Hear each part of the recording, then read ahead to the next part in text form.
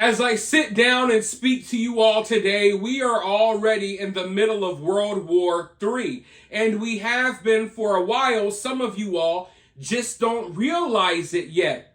But it's been very interesting watching all of this play out over the years because the lines were drawn in the sand long ago. All of these countries around the world, they have already chosen their sides. We know who the alliances are. We know who our enemies are. We know who we're going up against in World War III already. It's just like everyone is kind of quietly sitting around waiting for the first strike. But it's really scary when you think about it, because our enemies, they have been strengthening their military over the last few years. They have gone into hyper production with their weapons and ammunition. Meanwhile, America has weakened our military over the last few years. We're sending all of our money, all of our weapons, all of our ammunition to other countries, and our stockpiles of weapons and ammunition are running out and running low. Just a couple of days ago, America announced new sanctions for the first time against China, accusing China of providing Russia with weapons and different things like that to aid them in the war with Ukraine. And then after these sanctions, Xi Jinping, the president of China, he came out, he had several high-class meetings with some of his top generals. He went around and met with different divisions of the Chinese military, and he gave them the official order to prepare for war, ladies and gentlemen. Now, this comes just a few days after it was revealed that North Korean troops are now in Russia training with Russian troops, and they're going to be aiding Russia in their war against Ukraine. So now, for the first time at an official capacity, we have another country that doesn't, it's nowhere near Russia and Ukraine. It has nothing to do with what they're going on. But soldiers from North Korea are being transported by the thousands to Russia to aid them in this war. Now, what do you think is going to happen there? Once this starts happening, then NATO is going to have an excuse to put boots on the ground as well, because now you're bringing in another country into this conflict. Well, guess what? We're going to drop boots on the ground too. That's what I see happening in that situation. But now you got Xi Jinping out here giving the order to his military to prepare for war. And this comes as they're already doing training exercises near Taiwan, basically simulating an invasion of Taiwan, taunting Taiwan, literally surrounding them with warships and fighter jets and you name it, taunting them, letting them know, hey, when the time comes that we're ready to take Taiwan, we're going to take it. But I want to go ahead and dive into a little bit of this information right here really quickly. Xi Jinping asked troops to prepare for war as battle drills intensify around Taiwan. China, which claims Taiwan as part of its territory, has stepped up its show of force around the self-ruled island in recent years. Chinese President Xi Jinping called this week for troops to strengthen their preparedness for war, state media reported today, just days after Beijing staged large-scale military drills around Taiwan. Xi made his comments while visiting a brigade of the People's Liberation Army Rocket Force on Thursday, according to state-run broadcaster CCTV. Xi said the military should comprehensively strengthen training and preparation for war and ensure troops have solid combat capabilities.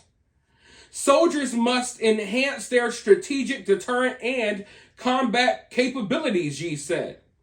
China, which claims Taiwan as part of its territory, has stepped up its show of force around the island in recent years. On Monday, Beijing had deployed fighter jets, drones, warships, and Coast Guard vessels to encircle Taiwan, its fourth round of large-scale war games around the democratic island in just over 2 years. China's communist leaders have insisted they will not rule out using force to bring Taiwan under Beijing's control. Xi on Thursday said the Chinese military must strongly safeguard the country's strategic security and core interest. The dispute between China and Taiwan dates back to a civil war in which the nationalist forces of Chiang Kai-shek were defeated by Mao Zedong's communist fighters and fled to the island in 1949. China and Taiwan have been ruled separately since then. So, obviously, we've been watching this play out. We've been kind of waiting for China to make their move on Taiwan. And I think that day is coming. But I think the only hesitancy that we're seeing right now is China's been waiting to see, well, how will America react to this? Because up until a couple of years ago, it was pretty solidly noted that, hey, if China makes a move on Taiwan, we're defending Taiwan. America has always said that we're going to back up Taiwan. So if China invades Taiwan, that's basically an act of war against us.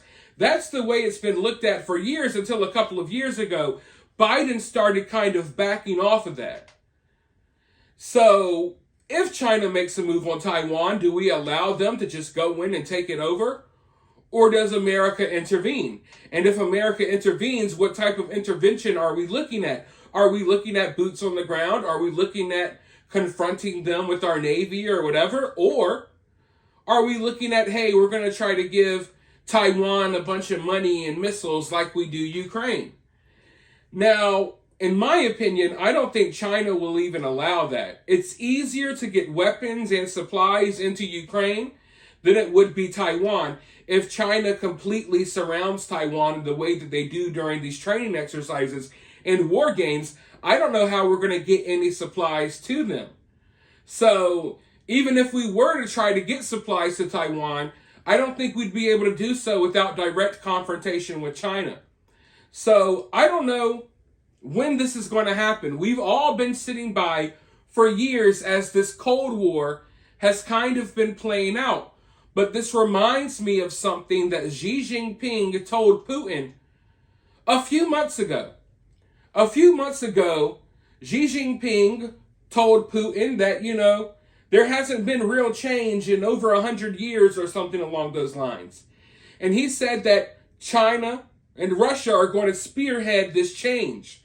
And the change they're talking about is the U.S. dominance over the world right now. The change they're talking about is the U.S. dollar. The change they're talking about is knocking the U.S. off as the number one superpower in the world. And they're patiently waiting for an opportunity to do that. When will that day come? I'm not so sure. But right now, we're going to continue watching these smaller military conflicts play out in Ukraine, in the Middle East, and it's only a matter of time before situations go down in Taiwan. But you got the Chinese president telling his army to prepare for war. What is our president telling our army? What is our president telling our military? Nothing. Nothing. So even if we were to enter into a massive conflict today, these other armies across the world, their morale is boosted to a certain level that we don't have over here, okay? Our morale over here in America is at an all-time low. Our military is the weakest it's almost ever been. So right now is not a good time for the U.S. to be getting ourselves involved in these type of conflicts, yet here we are. In the past, I would always be confident that America would come out on top.